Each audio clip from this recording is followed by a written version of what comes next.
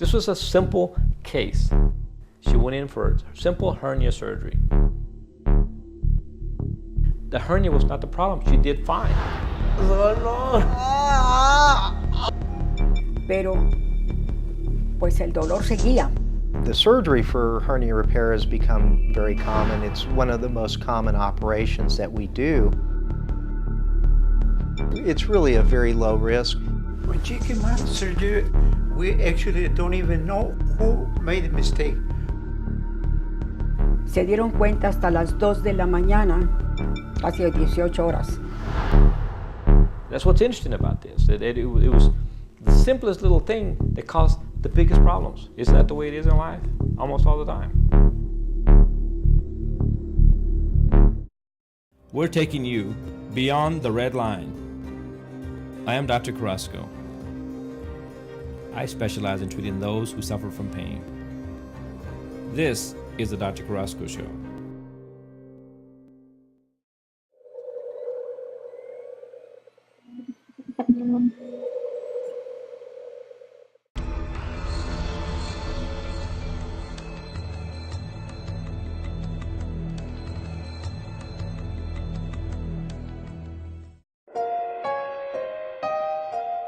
She had an IV put in about 7 o'clock in the morning, like most cases before surgery.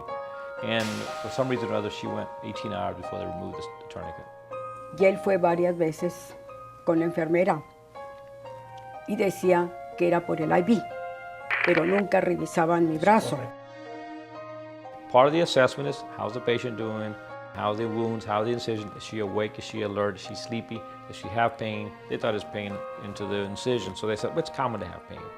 And generally, because they've had a hernia surgery, you're not going to feed them a pain pill, you're going to give them IV medications. So you go and you flush some pain medication through the IV, open up the IV, it's running good, everything is fine. Se dieron cuenta hasta las 2 de la mañana que viene esta señorita filipina también y se quedó asustada. Dijo, oh no, cuando me va a quitar la bata para cambiarme, van viendo mi brazo, que era de esta parte de aquí, acá, oscuro, negro, y ya había vejiga. Si puedes figurar, fueron como de las 7 de la mañana hasta las 2 de la madrugada. Casi 18 horas. And yeah, that'd be problematic. You take the patient back and they undergo an anesthetic. They can't tell you that there's pain here. And then by the time they wake up, I mean, it could be several hours later that somebody checks and say, well, what are they complaining about, and find the tourniquet on. So that's kind of a bad problem. I mean, there's so many things in place so it doesn't happen. Putting in an IV is, nursing 101. And so that's one of the very first things you get to learn how to do. So it'd be very rare that would happen. I'm surprised at the patient, because there's usually, from the time they start the IV to the time that they go back to surgery, usually there's time. I mean, it's not, most people, you don't put the IV and then rush them to surgery, but you worry that maybe the IV wouldn't run in that situation, or particularly if the tourniquet was on. What really tells you is how well it drips. If it drips real well, then you know you have a very good, viable IV. But the decision of whether you have a good IV doesn't take very long. It's a matter of minutes. If you get to take the tourniquet off, you can still have a good IV. You may not have a great IV, but it's real easy to forget to take it off because you've got a good IV.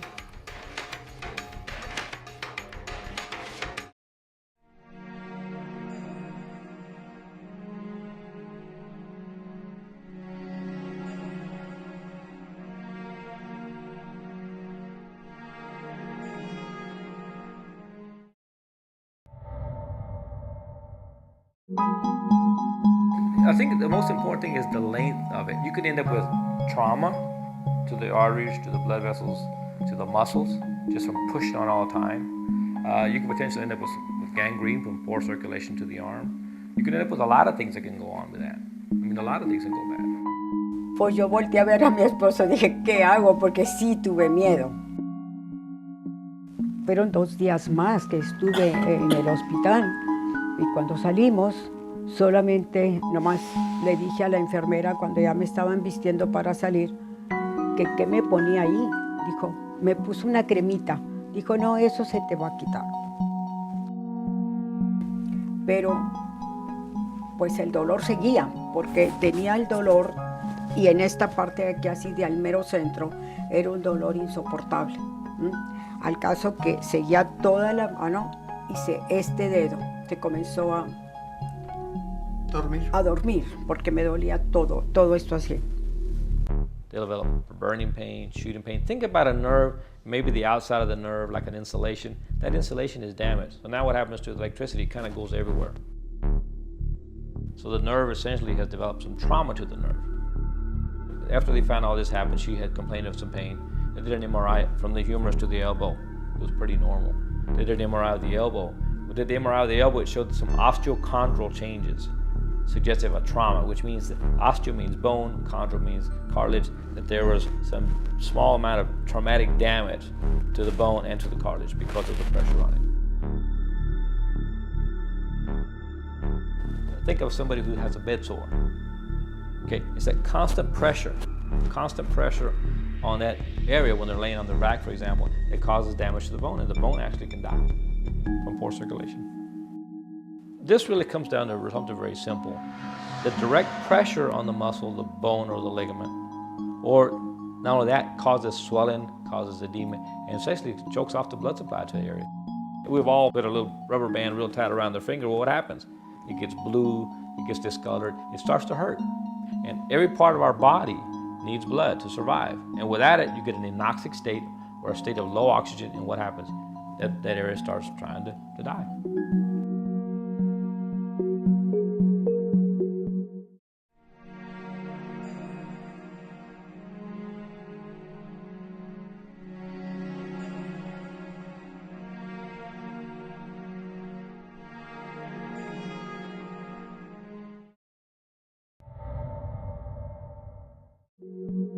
Y pues el dolor siguió, pero aumentó más durante todo este tiempo, porque el brazo queda inmóvil, por decirlo así, y la bola esta que parecía papay, pero lo que más me dolía era el centro, aquí y este dedo.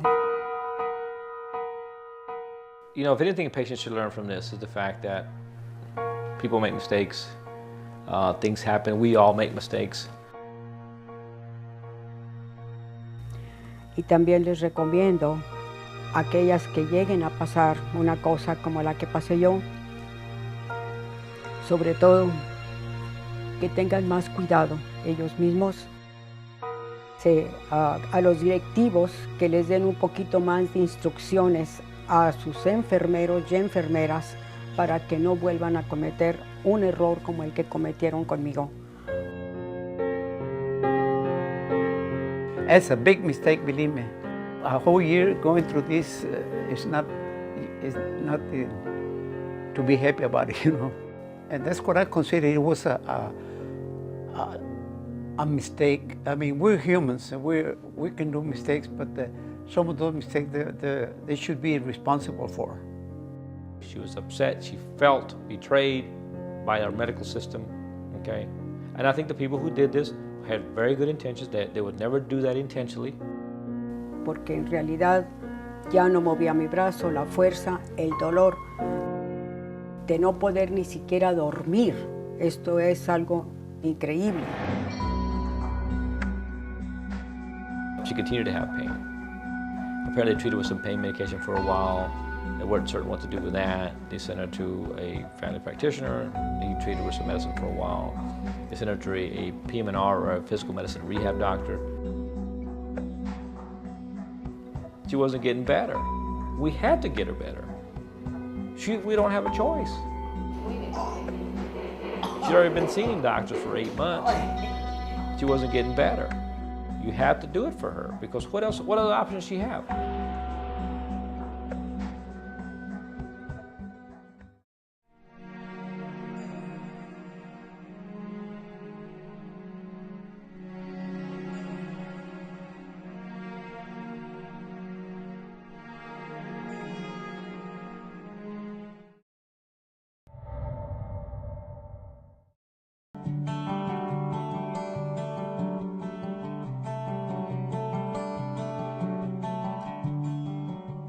Well, when they first see you, the visual diagnosis is arm pain. We don't know the real cause. What my diagnosis was that she had several things. One, she had a mixture of neuropathic and somatic pain. Neuropathic is nerve pain. Somatic is muscle, bone, ligament type pain. She had a combination of both. Y sí, pues no me podía mover mi brazo. Y dijo que iba a ser un tratamiento largo, pero que nos iba a explicar en qué se basaba. I mean, she was unable to extend her arm all the way. She was able to move the shoulder. She had a frozen shoulder now because of not using the arm. And so we felt that we needed to treat it multiple ways. No se mortifique, decía el doctor. Va despacio, pero va a estar bien.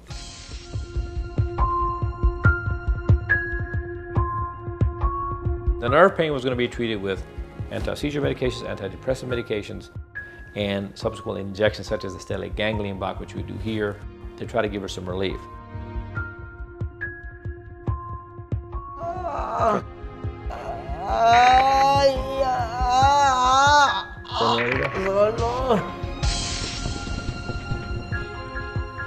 The mechanical pain was another issue.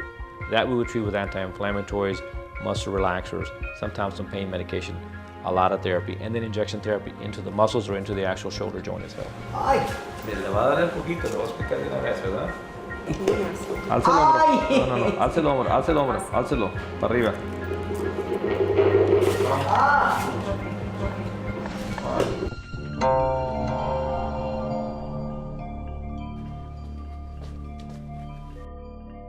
In this case, it was a little different because she's so concerned about what's going on with her that everything's magnified. She screams more, she yells more. Sometimes you got to treat these people even though they're uncomfortable. You got to treat them because they want to get better. And I talked to her husband. He's like, just do what you need to do, doctor. She trusts you. She just wants to get better.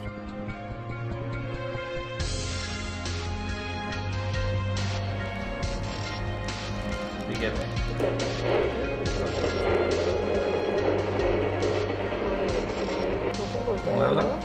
Muy bien, muy bien.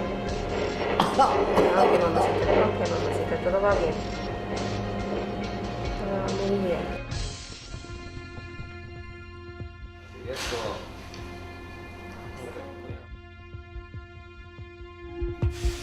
We're going to take it to the pre-op area, we're going to put it in an IV, and we're going to go and do the injection. When I said IV, she said, oh.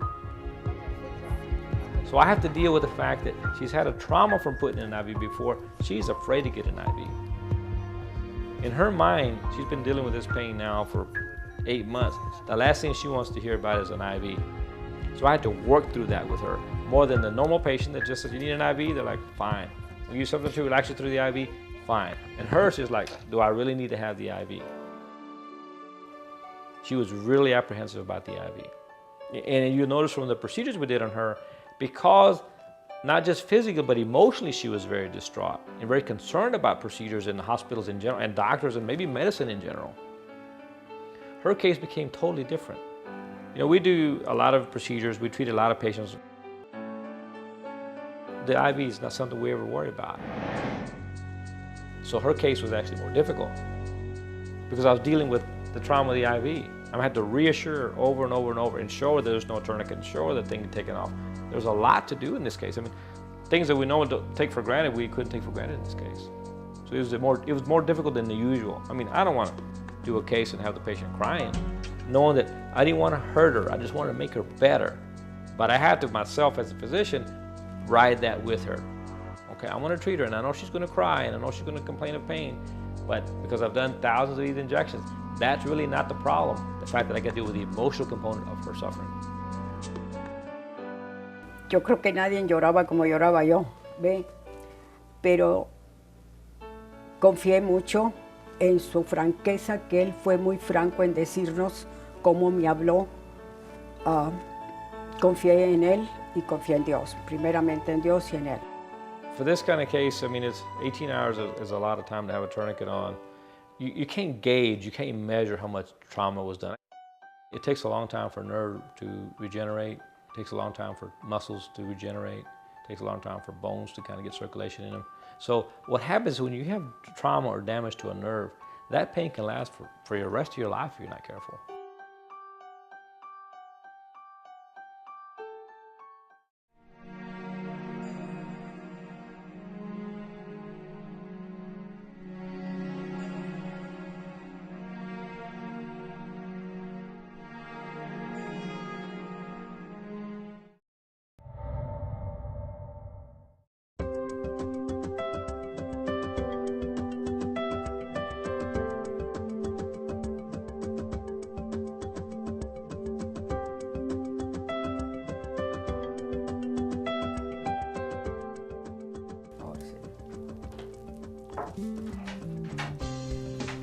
Hello, hello, ¿cómo estamos? Estamos todo bien, gracias a Dios. ¿Cómo Muy está? bien, gracias a Dios. Ya. Feliz, Ya mejor.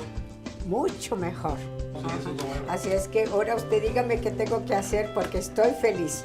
Feliz porque, miren, ¿se acuerdan que no movía mi brazo? Ni nada, casi batallaba mucho. Ok. Bendito Dios.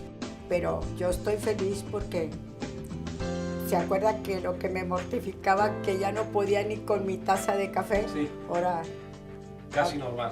gracias a Dios. Ajá. Sí, primero Dios. Ha sido duro el tratamiento, sí ha sido duro, porque sí duele. En esta parte de aquí así, esto sí duele, pero valió la pena. Valió la pena porque unos meses estuve sin nada de fuerza en mi brazo.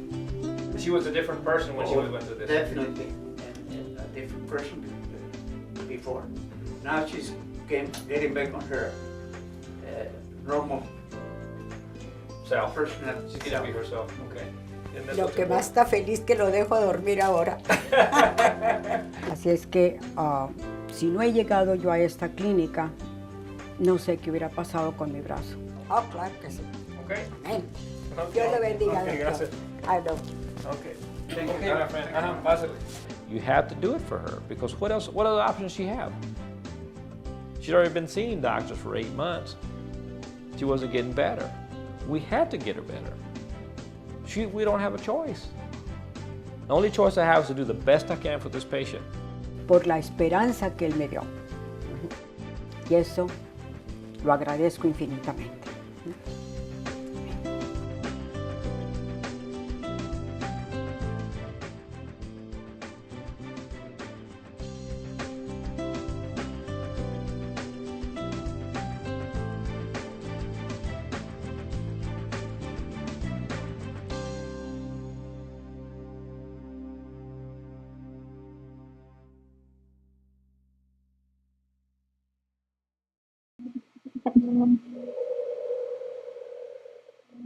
Thank you.